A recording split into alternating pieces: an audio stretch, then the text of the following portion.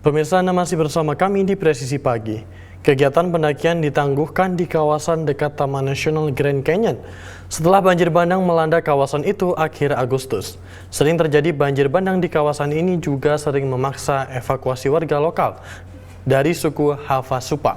Berikut liputan Rio Twasikal dari VOA. Michael Langer dan teman-temannya sedang mendirikan tenda dekat air terjun Havasu ketika hujan mulai turun dan air dengan cepat mengalir dari tebing di atas mereka.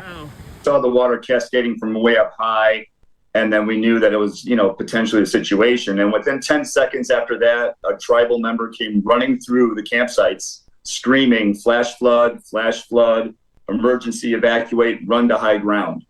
Reservasi suku Havasupai adalah salah satu yang paling terpencil di Amerika. Untuk menjangkaunya hanya bisa dengan berjalan kaki, mengendarai keledai, atau helikopter. Sheila Brown dan tunangannya sedang mendaki ketika hujan deras tiba-tiba turun. Dan mereka mencari perlindungan di sebuah gua. Ketika mereka keluar beberapa jam kemudian, mereka mendengar gemuruh sungai. Tak lama, sebuah helikopter datang untuk mengevakuasi mereka. It was the cargo net with a wood pallet inside of it. But, I guess you don't get in it. You stand on top of it and you hug the cargo net as it flows through the Grand Canyon. It's insane. Havasu Creek adalah anak sungai dari Sungai Colorado yang bergabung dengan sungai yang lebih besar sebelum memasuki Taman Nasional Grand Canyon, Arizona. Aliran sungai ini terletak di reservasi suku asli Amerika atau suku Indian Havasupai dan terkenal dengan sejumlah air terjun yang berwarna biru kehijauan. Kawasan ini rentan terhadap banjir yang mengubah warna air terjun ikoniknya menjadi coklat. Jelas pakar iklim negara bagian Arizona, Erinan Safel. The rain events happen usually upstream. So we can have these flash flood events under clear skies. So people that are hiking don't realize that something happened upstream and that water is coming down on them. And so it becomes important to pay attention to what's going on around you and making sure that you're paying attention to the forecast. Para pendaki lainnya berhasil mencapai desa sekitar 3,2 km dari perkemahan, di mana mereka menunggu naik helikopter. Namun seorang pendaki tewas dalam banjir tersebut. Jenazah Senoa Nickerson, 33 tahun dari Gilbert, Arizona, ditemukan 3 hari kemudian, kata penjaga Taman Nasional. Suku Havasupai mengumumkan bahwa mereka menutup kawasan reservasi untuk wisatawan karena mereka harus memperbaiki rumah, kemah, dan jembatan yang rusak. Sementara itu, suku tersebut telah mengajukan bantuan bencana kepada pemerintah federal dan juga negara bagian Arizona. Mereka mengatakan bahwa warga sangat membutuhkan antara lain air minum, pakan ternak, dan perkakas yang semuanya perlu dikirimkan menggunakan helikopter. Dari Arlington, Virginia, saya Rio Twasikal dan tim VOA. Pemirsa, sebagai mitra strategis komprehensif, Indonesia AS terus mengembangkan hubungan kedua negara termasuk hubungan ekonomi. Dengan posisi geografis yang cukup jauh, bagaimana kedua negara menavigasikan relasi ekonomi kedua negara? Berikut liputan khusus Virginia Gunawan dari VOA. Selama hampir setahun, Indonesia dan Amerika Serikat berada dalam kemitraan strategis komprehensif, hubungan kedua negara semakin mendekat. AS menyebut Indonesia punya kedudukan yang tepat untuk memimpin kemajuan ekonomi kawasan. Indonesia continues to lead the way as IPEF partners now turn from negotiating to the important step of operationalizing their agreements across the supply chain, the clean economy, and the fair economy pillars of IPEF.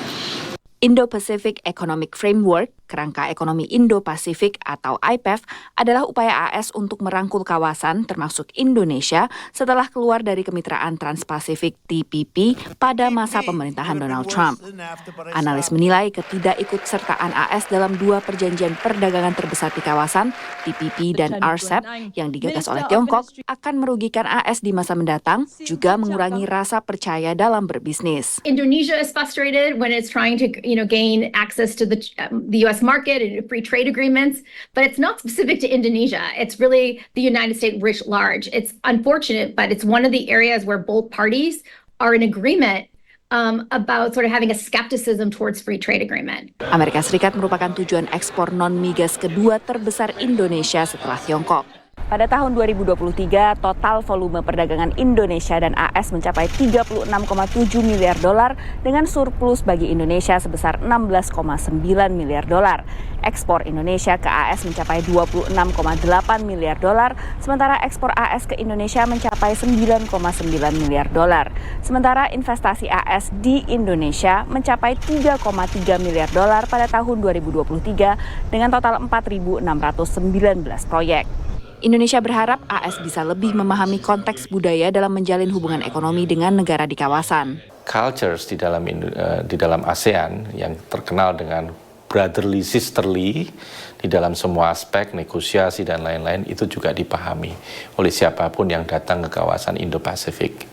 Karena kita semua mengelola uniqueness ataupun geographic benefits, misalnya wilayah yang sangat strategik, yang selalu dilewati oleh perdagangan, itu semua kita bisa dengan baik dengan dikelola. Potensi yang bisa dieksplorasi kedua negara masih besar, baik dalam ranah investasi maupun perdagangan. Dari tahun ke tahun mengalami peningkatan sekitar 10%, dan ini kalau kita melihat dari potensi yang ada itu masih sangat bisa digali ya, khususnya kalau kita melihat total GDP kedua negara, kemudian juga kalau kita bandingkan dengan negara kompetitor kita, ini perdagangan Indonesia di Amerika ini masih banyak yang harus kita dorong dan peluangnya sangat besar. Indonesia dan AS secara rutin bertemu di bawah Perjanjian Perdagangan dan Investasi Bilateral tahun 1996 untuk membahas isu bilateral, regional, dan multilateral. Dari Washington DC, Virginia Gunawan, Eva Mastrieva, VOA. Pemirsa tetaplah bersama kami, Presisi Pagi akan segera kembali.